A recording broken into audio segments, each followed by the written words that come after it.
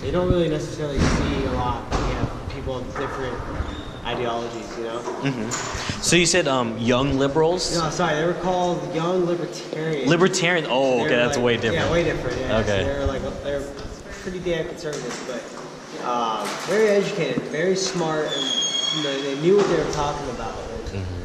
They informed me on some things, and I informed them on some things. And we agreed with some things, and we disagreed with a lot of things. But it didn't matter. Like, we just had a good conversation. We laughed. That's good. We made jokes. It was nice.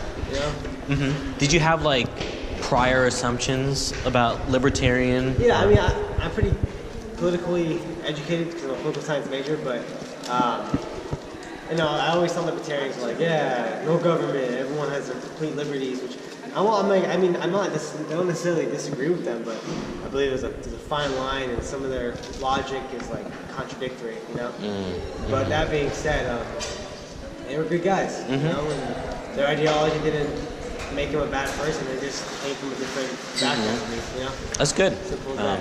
And I gave them information because they have a club, and they emailed me and they texted me about joining, and I was like, I'm okay. I don't want to join, but I'm very happy you guys reached out. That's awesome. It shows that they're open to welcoming people of any ideology into their club. So. That's good. Yeah. That was kind of cool. I didn't have a chance to talk about it too much last time, so. Oh, okay, good. Anyone else wants to share? Like, any new people they met, different culture, different ideology, different religion? Well, I guess for me, I've been going to AACF. It's like Asian American Christian Fellowship. Even though I'm Asian American, it was hard to talk about religion, but at the same time, everyone's kind, everyone's like respectful to each other, and I mean sometimes they ask me hard questions about religion. I'm like, I don't know these answers. Like, it seems like they know the answers, but like what? Like, one question the person asked me was, so you think God is man-made? I'm like, oh goodness, I didn't mean to create a debate on, Yeah, I'm trying to have a debate, right? I understand. So I'm like, what? I didn't mean to. So I was like, and they kind of noticed that I was like stressing out because I don't like to talk about religion or, too much. But that was my experience. I have been in the same position as you because my family doesn't really, even though I'm Asian American, like we don't really talk about religion, and it's not highly emphasized. And it kind of affects like the way how I think about religion, because I personally don't believe in a certain faith, but I do believe that there's someone out there who can guide me. Have you met like someone of like a contrasting religion or completely different or? Yes, they're like Christian. Although I did go to like a Christian preschool in the past, I still feel kind of like I'm not up to par with them because I'm not knowledgeable of like the Bible and all of that. But I don't know. I feel kind of uncomfortable talking about it sometimes because It's very touchy. And I don't want to go into like confrontations and all that. I remember I was talking last night with a person I met through AACF. I forgot I met her from there. We were talking about, she watched a documentary movie called A Dating Project, and it kind of reminded her of this class. So we were like talking, and then I was watching a YouTube video about it, and then apparently the documentary was like religiously based. I didn't know this until like later in the video. She talked about church and gradually started mentioning more contextual like religious terms like pastor or God and stuff. I was like, and I asked her, did you know it was religiously based? She's like, oh, I didn't know that, but it makes sense because the person who recommended me to was religious.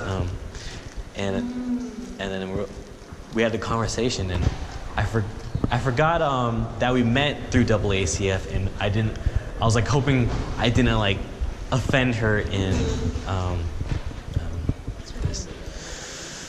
I don't remember actually, but I know her gamer name. That's it. Her gamer name? Kind of like generic. Like, Generic. That's her gamer name. Yeah. Anyways, anyone wants to add? Well, on the topic of religion, it's kind of when you meet new people, it's kind of like something that I don't tend to bring up because it's like a touchy subject. Because people disagree, and some people are so passionate about their beliefs, you know. But for me, it's never really been like that personally. I guess my mom and dad are from Iran, and they moved here. My mom made it like a thing for me and my twin brother to like take us to different like religious sects. So we went to mosque, and then we had some Jewish neighbors, and my mom encouraged us to go to the synagogue with them, and I did that for like 3 years at this synagogue. And even though I didn't believe in it, I kind of believe in it, not really. Then I went to church for like 4 years, and I highly believed in that. And I don't even know what happened, but I stopped believing in it. But you know, it doesn't matter what I believe in. It's just like I think what bottom line is like you just gotta have like respect and open mind that other people don't see the world the same way as you. You know? Right. Like, you know, you and I don't see them just hypothetically. We don't see the world the same way, but I still respect you, you know? And I still expect you to respect me, even though I don't agree, you know? So, if religion does come up and I'm talking to new people, you know, I don't say, oh, you're religious, or I don't say, oh, you're this or that. Like, I'm like, oh, okay. You have a beautiful faith, you know, and like, that's a really good thing, you know? Like, I don't necessarily have the same thing as you, or belief as you, but I respect you for it. Right. You know, and that's really important because oftentimes you see people have different ideologies and they're like kind of, ooh, this guy, you know, Right. That's happened to me many times before too. So Exactly. Yeah. Like we grew up all different lives. All of our lives are unique in some way, but it's easiest for categorize other people that we don't really know, I guess, too well. And just always like come back to the purpose of this class. How does like your, whatever it is, relate to meeting new people? Does it benefit meeting people? Does it, you know, deter others from meeting you? Like, yeah. But just always come back to this. But anything you want to like share about meeting new people? How was like the field trip we had over the weekend? I went, but I didn't message you. Oh. What was the field trip? Cherry Blossom Festival. The what? The Cherry Blossom Festival. Cherry Blossom Festival. Oh, in the Japantown? Yep. Okay, how was that? How'd you guys feel? It was really fun. You guys didn't go together? I went with my friends, because I was going to message you, but I was like, oops, I forgot about it. Like, it was towards the end. Oh, And I was okay. like, oh no. Who went together? I went with Lorenzo. She went with Shoshana, and then we met up together. And I met up with Stephanie and Kimberly, and no one else messaged, so we're like, okay. So we're just like Saturday or something? Saturday, yes. I went on Saturday. Yeah, I know. It was really fun. I got to meet, like, my favorite artists. And I was like, oh no. And then I took pictures with them. I was planning on going Saturday, but I celebrated a friend's birthday on Friday, and like long story short, throwing up at the end of the night. So like I was like feeling sick all of Saturday. I was like, I feel like shit. Like the entire day, I was like, ugh. So I was like, nah, I'm just not. And like I didn't ask my mom, and like, so she would have been like, why are you telling me last minute? I'll just wait. So I'm gonna go next. I'm gonna go this upcoming with my mom though. We could go again if you guys want to the Cherry Blossom Festival this weekend. It's up to you. I mean, but it's, you know, it's for the purpose of meeting new people, just to practice outside the campus zone. Did you guys meet new people on Saturday? I know I did. I don't know about others though, but We're just hanging out. We're talking. Yeah, I just hung out with my friends. Brett is very out there. He like got a flyer. He played hacky sack. Mm-hmm. on the line. Yeah. Oh, a slackline. Oh yeah. I remember I forgot who dared me to go meet those slackline people. I was like, yeah, let's do it. But Lorenzo, I think. Did he do it too? No. Lorenzo, come on. Is this your class? Oh, hello. Madison? This is my class, meet new people. This is George. George? Production assistant. Cool. Nice to meet you, George. Yeah, so how do you want to do this? Like, Well, first of all, is anyone not okay with being on camera at all? Just in the background or anything? No? You're okay? Awesome. I was just gonna film like any practices you do or just go about your normal business, and then if any of you wouldn't mind spending a couple minutes speaking with me after, I'd love to hear about your experience in the class. Personally, it'd be awesome. okay. Yeah, brother. We're pretty much just like trying to discuss over subjects that we might have missed or like want to go more in depth with. So far, we've been talking about like people of different religions. The field trip we had last weekend, we went to the Cherry Blossom Festival, Dolores Park, but okay, yeah. I mean, It's like more of like a Socratic, like it's an open discussion. yes, even though it's academically based, we try to apply what we learn to meeting new people. Okay. So that's so like first half of the class we have discussion, and then other half. So every week we have like a new challenge. Okay. So it could be like to compliment someone, or to sit down with someone, or and then they go out into the quad and like the school and just try to find someone to talk to or complete this challenge, and then we meet back to reflect on our experiences. So, what do you guys want to do? Do you want to like? What's the challenge? Every week's a new challenge. So. Yeah. And then you should film like him saying the new challenge. Well, this week's gonna be a little bit different in challenge, but it's similar. But what time is it? Is it similar to the one for the rest of the semester one? Rest semester. The cosmos. Oh yeah, I mean the idea, yeah, is to. But okay, let's start reading from the book, I guess, until we go to the challenge. Sure. So this week is about civil inattention, but.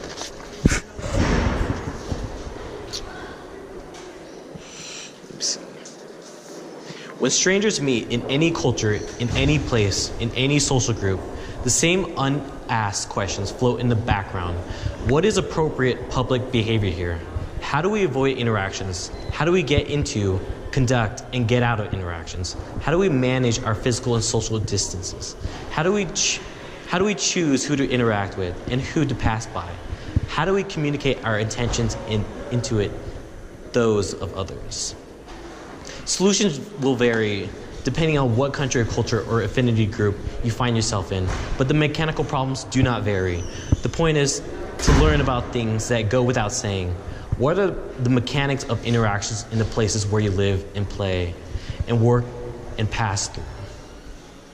So I guess coming back to this class, this class is all about looking deeper into the mechanics of interactions in the places where you live and play, work and pass through. She says, these mechanics in any community are tacitly agreed on, unwritten, and not explicitly stated. These agreements become visible when you observe public behavior and look for patterns in what people do, rather than relying on what people say about what they do. And just as often, when the rules are broken, as they constantly are in small ways, we see them written in bold ink.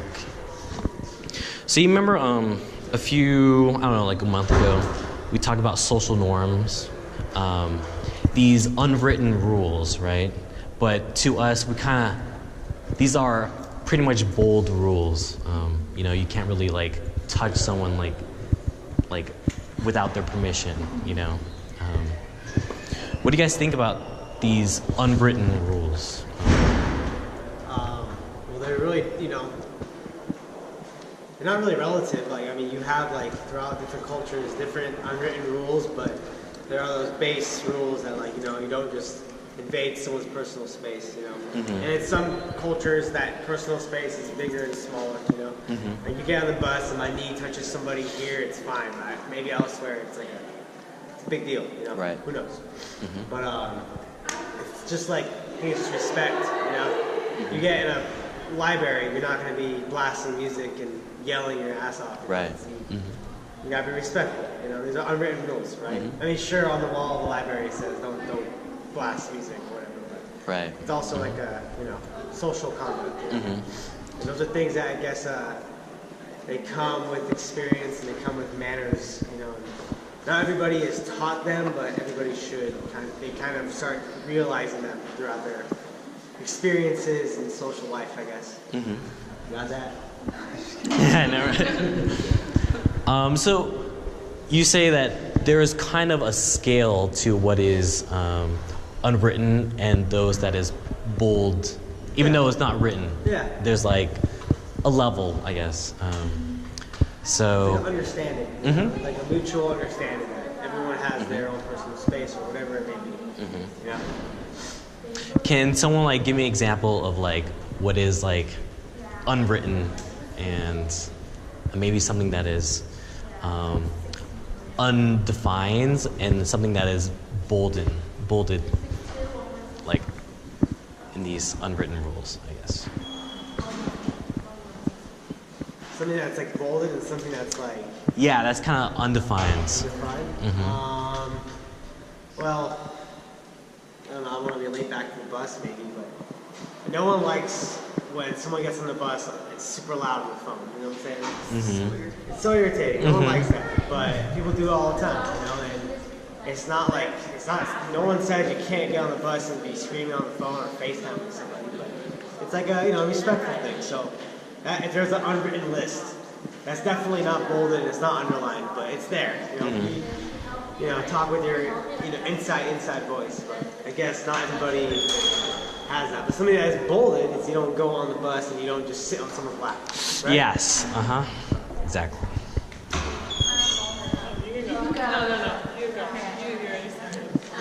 So, like the bus situation, same thing. Like there's like there's like the section for old people and there's section for young people. Right. And then I find it like the biggest pet peeve when like people don't get up for the old people. Right. And, like I get it, like if the bus is empty, like you can for sure like sit in like the priority seat. But once it starts getting busy, like you should get up like for the old people.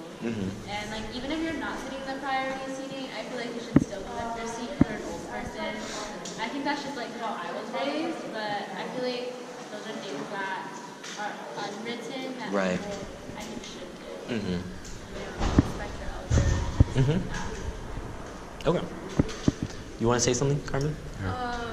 It's kind of to sum up everything, but I think being courteous is very important. Yeah, that's a good way of putting it.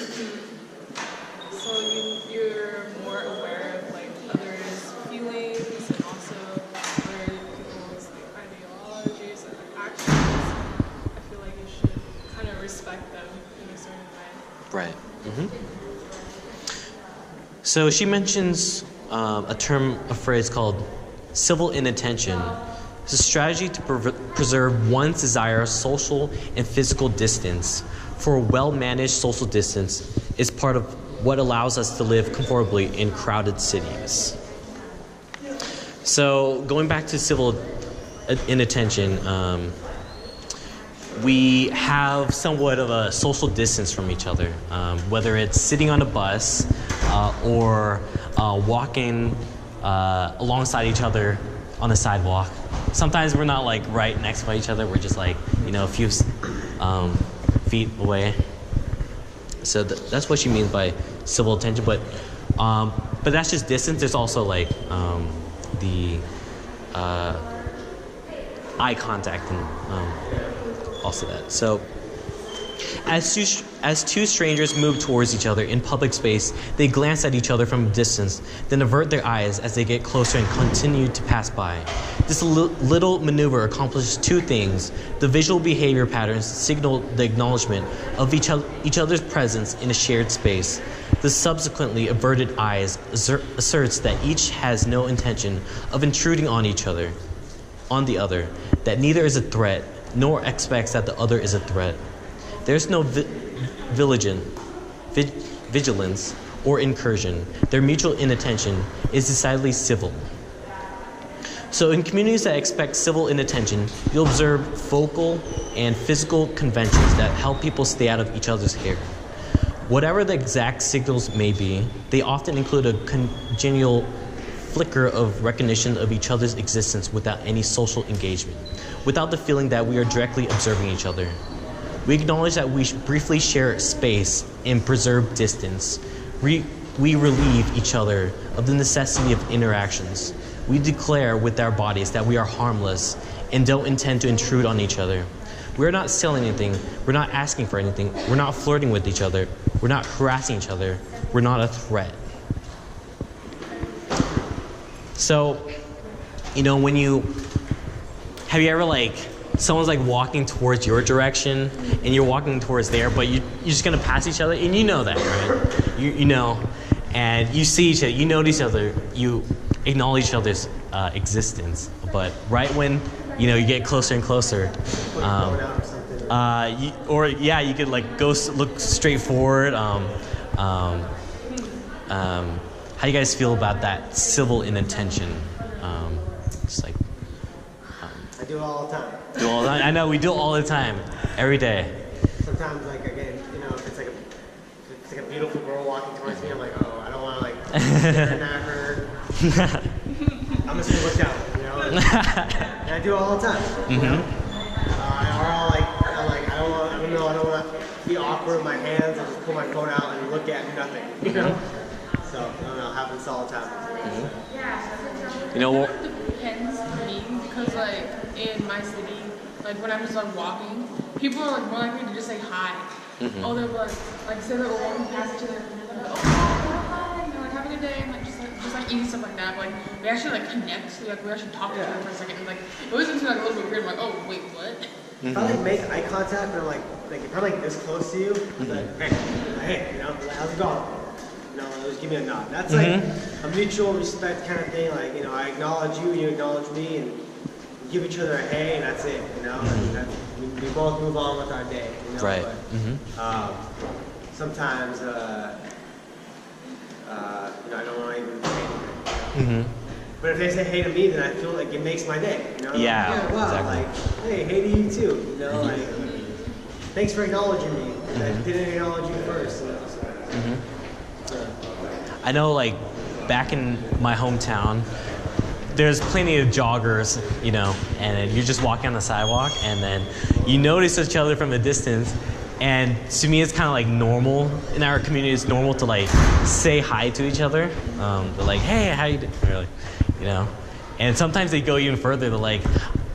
They even compliment you. They're like, you look awesome today or something like that. And I'm like, whoa, it's amazing. A stranger just complimented me. In contrast, when we do it over here, when I do it over here, I'm like, hey, how you doing? They just look straight forward. They look straight, or they right. They're trying to avoid any kind of interactions with strangers. Right. Maybe the difference with your hometown in San Francisco is that there's way more people here, so you encounter a lot more people walking on the street here than you do anywhere else. Maybe that's something to do with it. And I think people here are more busy. What? People here are more busy. Busy, right? Exactly. Yeah, big city center, always be right. busy. I got my life, you got yours. Right. You're not part of it. Yeah, we noticed that in higher density cities, you're more likely not gonna have an interaction with each other. even It's funny if because there's more people, so you Right. think more interactions, but there's actually less. yeah, even though you don't know, you notice that they're not busy at all. They're not looking at their phones. They're just walking, you know, and you're doing that too. But at the same time, you don't make any contact. It's just harder to get to know people when there's more of them. Right. Then Yeah. if you're like a small town, like you'll always see them, so it's easier to get to know them. Yeah. Like, Yeah. definitely find space. I'm sure there's more complex to this. Like cities, I think there's more complex. There's more traffic. There's, you know, there's public transportation, like things going on. We don't know exactly what it is, but yeah. Yeah, but it's funny because when I'm back in my hometown, like I don't want to see anybody.